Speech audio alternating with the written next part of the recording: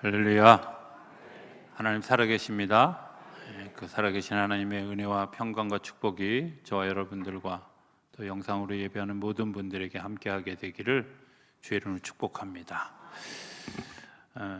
오늘 본문은 17장으로 되어 있지만 사실은 오늘은 14장, 15장, 16장, 17장을 다 아우르는 이야기를 좀 하려고 합니다.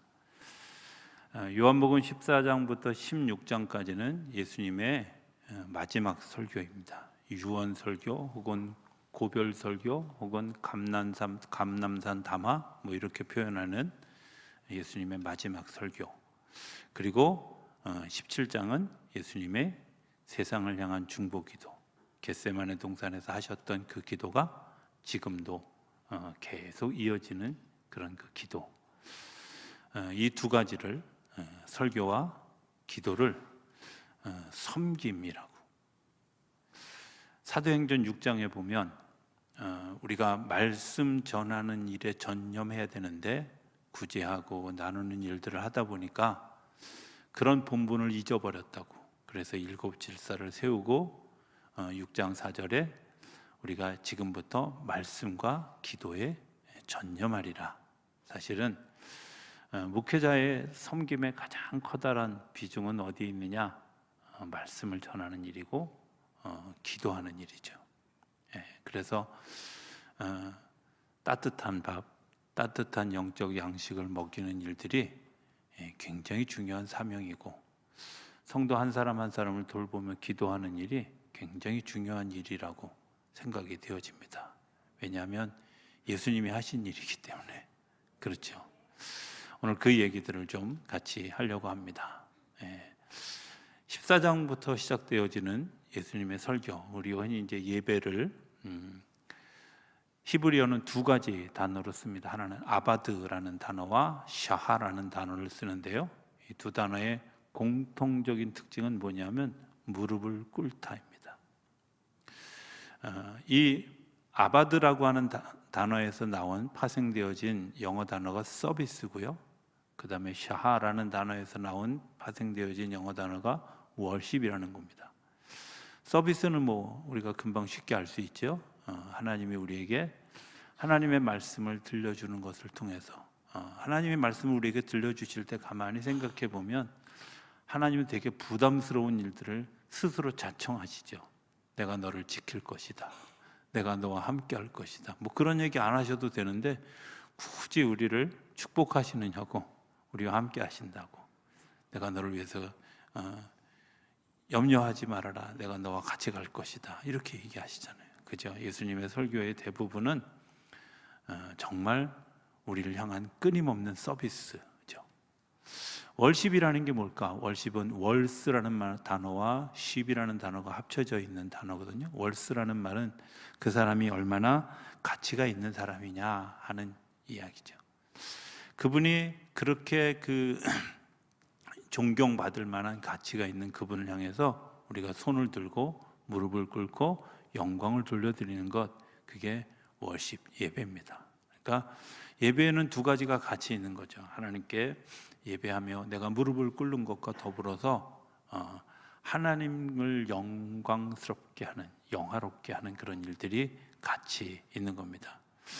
예수님이 우리에게 이제 서비스해 주는 굉장히 중요한 세 가지가 오늘 14장부터 16장까지 있거든요. 이 이야기를 시작하기 전에 예수님 뭐부터 시작하냐면 너희는 마음에 근심하지 말라. 하나님을 믿으니 또 나를 믿으라. 이렇게 14장이 시작돼요.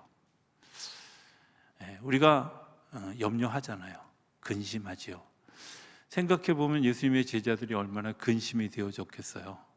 이들이 각기 다른 야망을 가지고 예수님을 따랐습니다. 3년 동안 열심히 따랐는데 예수님이 3년째 되더니 조금씩 변하기 시작하고 이상한 말씀을 하기 시작하는 거예요. 내가 죽을 거다. 3일 만에 부활할 거다. 내가 가야 된다. 가지 않으면 너희들의 손해다. 뭐 이런 얘기하니까 제자들이 말은 못하고 얼마나 근심했겠어요. 그죠? 여러분들 표정들이 별로 근심이 잘 적정이 안 되는 것 같은데 그냥 쉽게 생각해 보면 돼요. 김희중 목사님 여기서 40년 목회하시다가 은퇴할 때 다 되는데 저 목사님 가면 우리 어떻게 해? 예? 뭐 이런 생각 안 하셨어요? 다 잊어버리셨군요. 여러분들 이런 생각을 하게 됐잖아. 그래서 마음에 근심하고 염려가 되어지는 거죠. 그런데 예수님은 우리에게 뭐라고 얘기하냐면 너희는 마음에 근심하지 말라, 염려하지 말아라. 근거가 뭐냐? 하나님을 믿으니 또 나를 믿으라는 거예요. 주님께서 우리에게 간곡하게 해주시는 말씀은 믿으라는 거죠. 믿어야 내 마음의 근심과 염려가 사라지는. 세상을 변화시키는 일은 불신에서 되어지는 일은 없습니다. 불신하고 끊임없이 문제를 제기하는 사람들은 또 다른 문제의 해답은 찾을 수 있지 모르지만 그 문제를 해결할 힘은 없습니다. 해결은 신뢰하는 데 있습니다. 믿는 데 있습니다. 주님이 우리에게 무엇을 믿으라고 얘기하냐면 2절에는 내가 너희를 위하여 처소를 예비하러 가노니, 주님께서 우리에게 뭐라고 얘기하시냐? 내가 죽고 그 자리에 가는 것은 내가 너희를 위해서 처소를 예비하라. 나 있는 곳에 너희도 있게 하려고 내가 너희를 위해서 처소를 예비하러 간다고 그렇게 얘기해요. 자, 그리고 예수님이 하시는 첫 번째 약속이 3절에 나오는데요. 한번 올려주시겠어요? 네, 3절에 이렇게 가서 너희를 위하여 거처를 예비하면 내가 다시 와서 너희를 내게로 영접하여 나 있는 곳에 너희도 있게 하리라. 주님이 우리에게 해주시는 첫 번째 약속은 뭐냐면요, 다시 오실 것이라는 거예요. 예, 이제 가면 언제 오나 이게 아니라요, 다시 오실 것이라는 거예요. 주님께서 다시 재림하셔서 당신이 예비해 두신, 당신이 준비해 두신 그곳에 같이 데려가실 것이라는 거예요. 여러분들 여기에 예수 믿는 사람들의 소망이 있죠. 그죠? 예, 여기서 끝났다 그러면 사실은 아무런 의미가 없잖아요. 저는 예수 믿으면서 제가 자주 하는 속으로 되뇌이는 이야기, 끝나봐야 끝나는 줄 안다. 이게 믿음을 가지고 사는 사람들의 믿음의 모습이죠. 그죠? 끝나봐야 끝나는 줄 아는 겁니다. 죽었는데 끝난 것 같았는데 부활하셨고요. 우리랑 영원히 살 것 같은데 40일 후에 다시 승천하셨고요. 승천하신 후에 분명히 사도행전 1장에는 뭐라고 얘기해요? 너희가 본 모습 그대로 다시 올 것이다 약속해 주신 거예요. 하나님의 재림에 대한 약속, 하나님이 우리에게 굉장히 부담스러운 약속을 하신 거죠. 내가 다시 올 거다. 얼마나 부담스러워요. 그죠? 저는 가끔 이런 이제 인사하잖아요. 우리가 인사하면서 우리 가까운 시간 안에 한번 뵈서 같이 식사해요. 근데 있잖아요, 그 약속 부도수표 날린 게 얼마나 많은지 몰라요. 내가 꼭 다시 올게요. 그리고 못 간 데가 얼마나 많은지 몰라. 근데 주님은 다시 오실 약속을 지키신다고 약속해 주신 거예요. 예수님이 두 번째 약속은 뭐냐면 구하라. 그러면 내가 주실 것이다. 14장 13절에 이렇게 얘기합니다. 너희가 내 이름으로 무엇을 구하든지 내가 행하리니 이는 아버지로 하여금 아들로 말미암아 영광을 받으시게 하려 함이라. 내 이름으로 무엇이든지 내게 구하면 내가 행하리라. 주님께서 우리에게 뭐라고 약속하셨다고? 구하면 주시겠다고. 별로 마음에 안 드시나 봐요. 생각해봐요. 주님께서 구하면 주신다고 약속하신 거예요. 유언하신 거예요. 당신의 목숨을 걸고 말씀하신 거예요. 누구든지 내 이름으로 구하면, 예수의 이름으로 구하면 주시겠다고. 예수님이 이 땅에 오셔서 행하셨던 많은 일들을 생각해봐요. 예수님이 걸어가셨던 그곳에서 하나님의 역사가 일어났죠.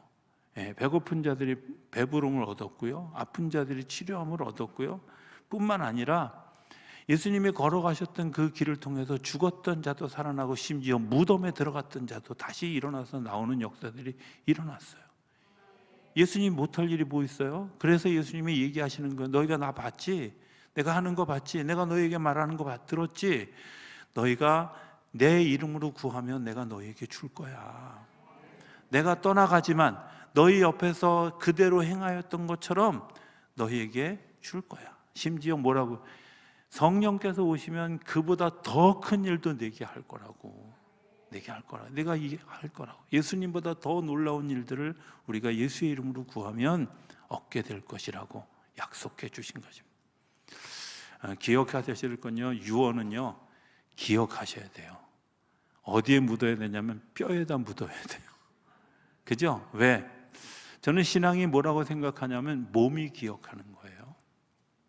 내 마음에 들어서 내 몸이 자연스럽게 움직이는 거죠.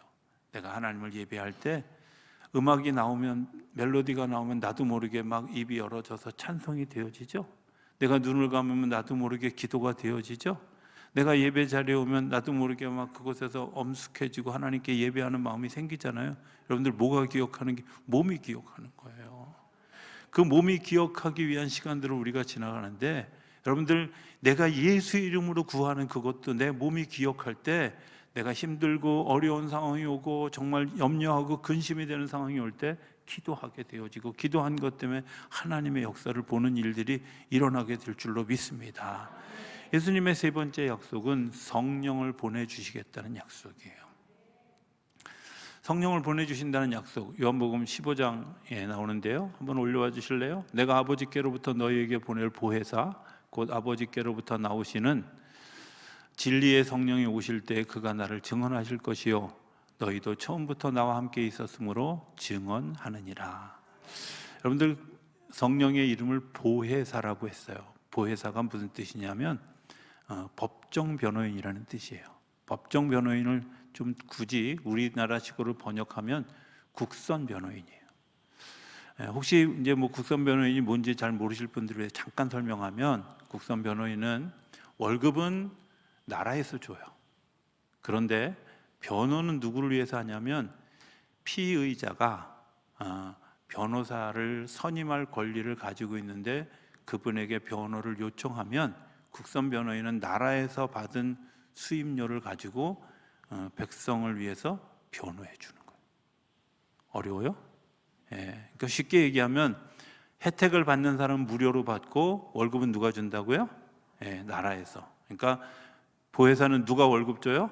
하나님이 주시는 거예요. 그런데 중요한 건 그 보혜사를 내가 요청해야만 혜택을 받을 수 있다는 거예요. 요청해야만. 성령의 역사가 정말 중요한데, 그 성령의 역사를 우리 가운데 와 있는데도 우리가 경험하지 못하는 이유는, 보혜사 성령님 제게 와 주십시오, 환영합니다, 들어와 주십시오, 이렇게 요청해야 된다는 거예요. 믿음으로. 요청하지 않으면 올 수가 없어요. 나라에서 월급 받는 국선 변호사들이 많이 있는데, 여러분들 피해자들이 나는 변호사 필요 없어 하고 요청하지 않는 사람에게는 변호해 줄 수가 없어요.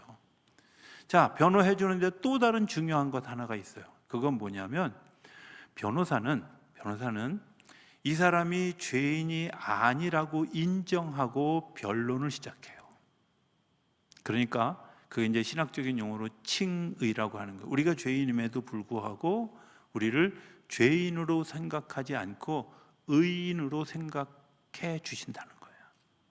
누가? 하나님이 성령님을 통해서 그걸 증언해 주신다는 거예요. 그러니까 내가 주님이 나에게 보혜사 성령님이 내게 오셨다는 말은 다시 얘기하면, 주님께서 우리를 죄인으로 보시는 것이 아니라 이 죄를 감해야 줄 의인으로 보시고 의인으로서 변호를 해 주신다는 거예요. 우리가 의롭게. 제가 좀 이따 뒤에 한 번 더 얘기하겠지만, 중보기도할 때 얘기하겠지만, 저는 부부가 살아가는 굉장히 좋은 그런 방법이 있는데, 그게 뭐냐면 서로 칭의하는 거예요.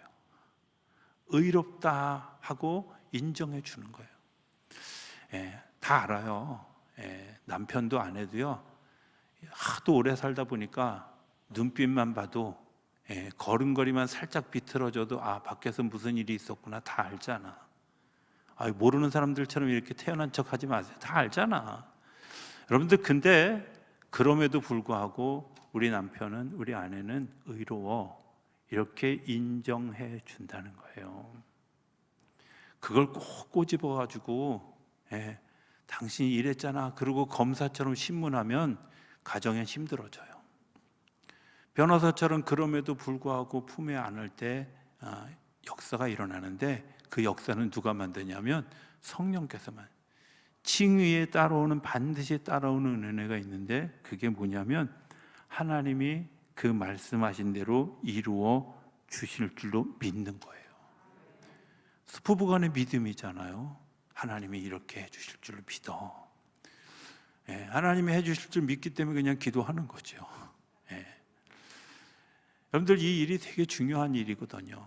내가 그 사람을 어떻게 보고 있는가. 하나님은 나를 바라볼 때 죄인으로 바라보는 것이 아니라 하나님은 나를 의인으로, 의롭다고 인정해 주시기 때문에 내가 잘못했음에도 불구하고 변론해 주시고 보호해 주시고 그것들을 이길 지혜를 가르쳐 주시고 그리고 살아갈 능력을 주시고 어려울 때 도와주셔서 이기게 하시는 거죠. 그게 성령의 역사. 예수님의 설교의 주된 핵심이 뭐라고요? 첫 번째는 다 잊어버렸어요. 그래서 이제 복습을 하는 거예요. 첫 번째는 다시 오실 것이다. 두 번째는 내 이름으로 구하면 너에게 행할 것이다. 세 번째는 아니야, 아무 얘기나 하면 제가 답 다 얘기한다 그랬잖아. 세 번째는 성령님을 보내주실 것이다. 그죠? 자, 이 일들을 위해서 주님이 17장에 이제 중보 기도를 시작하셔요. 중보 기도를 시작하는 그 원인을 오늘 본문은 뭐라고 얘기하냐면, 하나님, 아버지, 이 사람들 다 제게 맡겨주신 사람들 아닙니까? 그러니까 제가 이 사람들을 위해서 기도하겠습니다. 들어주셔야 됩니다. 이 사람들이 그냥 저한테만 주신 것이 아니라 아버지 당신의 사람들이기도 하잖아요. 기도를 들어주셔야 됩니다 하고 기도를 시작하는 거예요. 주님이 지금도 우리를 위해서 기도하고 있다고 우리 사도신경을 고백할 때마다 얘기하잖아요. 그죠? 보좌 우편에서 우리를 위해서 기도하신다고. 네, 맞습니다. 주님께서 겟세마네 동산에서 기도하셨던 기도는 패배의 기도가 아니라 승리의 기도였어요. 왜? 원대로 마옵시고 아버지의 뜻대로 해주십시오 라고 기도했지만 아버지의 뜻을 따라서 내가 죽음의 자리로 믿음으로 걸어갔잖아요. 그리고 부활했잖아요. 그 기도가 승리한 기도예요. 예수님이 기도하신 그 기도는 오늘도 우리에게 승리를 약속해 주시는 줄로 믿습니다. 그 첫 번째 기도가 무슨 11절에 보면 우리가 하나 되게 해 주십시오 하는 거예요. 하나 되게. 저는 목회하면서 가정을 되게 중요하게 생각합니다. 주일날 토요일날 혹여 사단이 끼어서 싸움을 했더라도 주일날 아침 전에는 반드시 화해하고 서야 되는 이유가 있어요. 그게 뭐냐면 사실 우리가 살아가는 최소 단위가 가정이잖아요. 그런데 가정이 하나 되지 않으면 속회도 교회도 사회도 하나 되지 않아요. 하나님 되게 하는 원리는 뭐냐면 씨앗이 살아있어야 열매가 살아있는 거예요. 씨앗이 뭐예요? 가정이에요. 가정이 하나 되어지게 하기 위해서 하나님이 우리에게 어떤 마음을 주셨냐? 칭의의 마음을 주시는 거예요. 가정이 하나 되게 하시기 위해서 성령께서 우리 가운데 역사하시는 거예요. 우리가 그것을 위해서 기도하면 하나님이 그 기도를 들으시고 우리를 하나 되게 하시는 거예요. 하나 되게 하셔야만 거기에 부흥의 역사가 일어나고요, 하나님의 생명의 역사가 일어나요. 씨에 관여하지 아니하시는, 하나님이 관여하시지 않은 씨는 그 땅에서 버젓이 살아있지만 열매를 맺을 수 없어요. 그러나 땅에서 정말 하나님과 연합해서 온전히 죽어지는 그런 씨는 30배, 60배, 100배로 열매 맺는 거예요. 저와 여러분의 가정이 열매를 맺기 원하십니까? 그러면 하나가 되어져야 돼요. 하나가 되어지기 위해서, 하나가 되어지기 위한 기도를 하면서 예수님이 하셨던 부연해서 했던 기도의 끝이 뭐라고 얘기하냐면 멸망하지 않도록. 여러분들, 하나가 되지 않으면 어떤 일들이 일어나냐면 멸망해요. 가정에 위기가 닥쳤어요. 제일 먼저 해야 될 일이 뭔지 아세요? 이게 누구 잘못이야 하고 따지는 게 아니라요, 우리가 이 위기를 하나님께서 주신 기회로 바꾸자. 우리 같이 기도하자. 우리 같이 협력하자. 하나 돼야 돼요. 하나 될 때 하나님의 역사가 일어나는 줄로 믿습니다. 의심나면 여러분들 주변에 있는 가정들 한번 보세요. 위기를 겪고 있는 가정 가운데 분열되는 가정이 잘 되는지, 하나 되는 가정이 잘 되는지 샘플 10개만 보면 다 알아요. 10개 볼 필요도 없는데 그냥 검증을 위해서 그렇게 하라는 거예요. 하나 되는 가정은 반드시 일어나지만 네 잘못이야 내 잘못이야 그러고 막 싸우고 막 이러면 끝이 보입니다. 끝이 보입니다.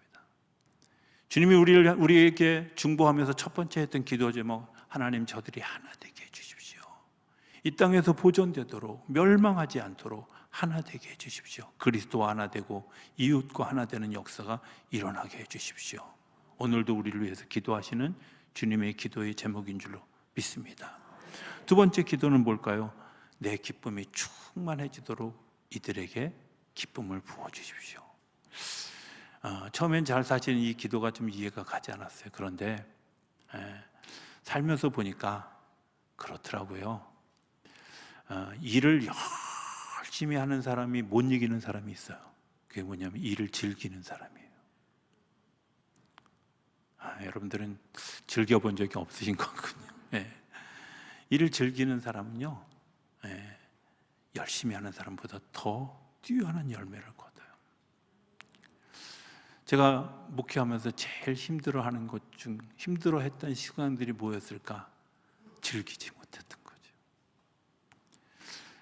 교인들 얼굴을 보면 막 그냥 마구 웃음이 나고 막 마음이 좋아야 되는데 이렇게 부담스러운 사람들만 있어. 이럴 때는 목회가 힘들어요.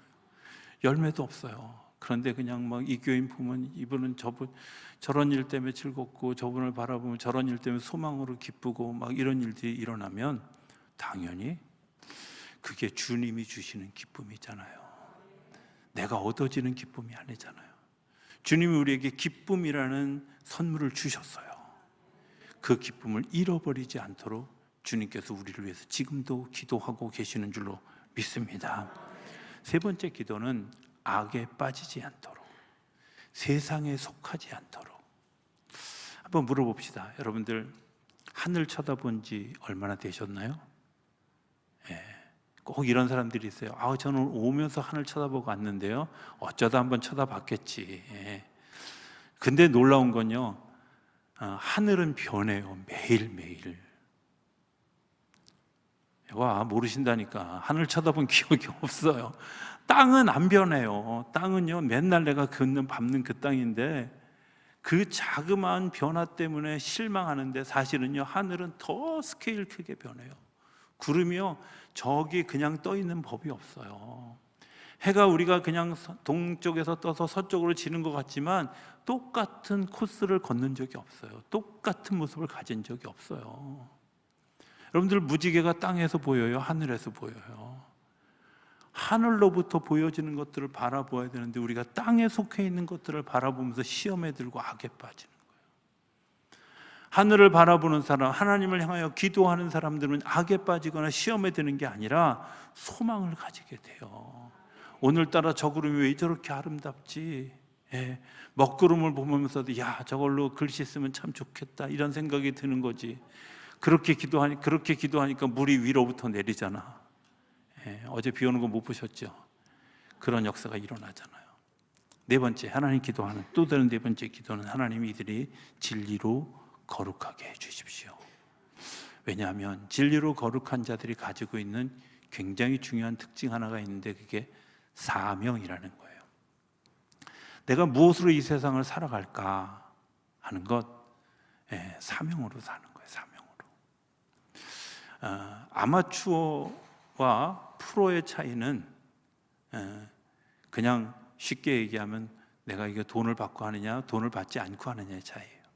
그냥 내가 좋아서 하느냐. 그런데 놀라운 건 프로가 되어지면 훈련하는 방법도 다르고 겪어야 되는 일도 되게 달라요. 제가 어렸을 때 빙상을 해서 스피드 스케이팅을 했어요. 아주 우연한 기회. 저희 학교 운동장에 이제 얼음을 올려놓고 겨울에 막 얼마간의 돈을 내면 겨울 내내 추운 날은 비행기를 스케이트를 탈 수 있는 그 시설이 있었어요. 그런데 어느 날 3학년 때 대회를 한번 하자고 경주를 한번 하자고 선생님이 오셔서 경주를 했는데 8명이 스타트 라인에서 딱 출발하는데 7명이 다 넘어지고 저만 안 넘어져서 1등 했어요. 저는 그게 진짜 은혜라고 생각해. 1등 한 게 은혜가 아니라 그 다음에 주어진. 그래서 이제 그 각 조에서 1등한 친구들 넷을 모아서 대회를 내보낼 훈련을 하는데 이제 코치가 왔어요. 그때부터는 일종의 프로가 된 거잖아. 근데 여지까지 내가 스케이트를 타던 습관하고 전혀 다른 습관을 배우게 됐어요. 옛날에는 이렇게 아장아장 걸었거든요. 근데 다리를 막 축축 뻗어가는데 이 뻗어가는데 쥐나지 않도록 보충하는 훈련, 뭐 이런 훈련들이 얼마나 다양하게 많은지 몰라. 프로의 세계가 다른 거구나. 근데 더 놀라운 건요, 프로의 세계를 넘는 세계가 있어요. 그게 뭐냐면 사명자의 세계예요. 아주 간단하게 이야기하면 요한복음 10장에는 예수님이 자신을 얘기하면 나는 선한 목자다. 목자는 양을 위해서 자기의 목숨을 건다. 이게 사명이에요. 저는 사명이라는 말 앞자 사자를 그냥 보통의 이렇게 주어진 내게 주어진 명령 이렇게 쓰지 않고 죽을 사자 써요. 사명. 하나님의 명령에 죽고 산다. 저는 같은 의미라고 생각해요. 예수님이 당신의 사명을 위해서 십자가를 지는 일들을 포기하지 않으셨고 그 사명 때문에 우리를 살리셨고 우리를 복되게 하셨고 그래서 지금도 우리를 위해서 하나 되게 해주십시오 기도하고 기쁨이 충만하도록 기도하시고 악에 빠지지 않도록 기도하시고 진리로 거룩하게 해달라고 기도하고 계시다는 거예요. 그것을 위해서 뭘로 보증하셨냐? 당신의 죽음으로 보증하셨어요. 그리고 부활하신 것으로 보증. 저는 예수님의 십자가를 생각할 때마다 그런 생각을 해요. 그 십자가에서 내 사명을 다시 한번 보게 되고 주님께서 내게 주신 기쁨을 다시 한번 발견하게 되어지고 그래서 주님 가신 길을 내가 믿음으로 같이 걸어갈 수 있도록 하시지요. 하나님이 우리에게 주시는 그 귀한 은혜가 저와 여러분 가운데 십자가로 보증해 주신 줄로 믿습니다. 그 십자가 붙들고 믿음의 길을 승리하며 살아가는 우리 모두가 되어줄 수 있게 되기를 주의 이름으로 축복합니다.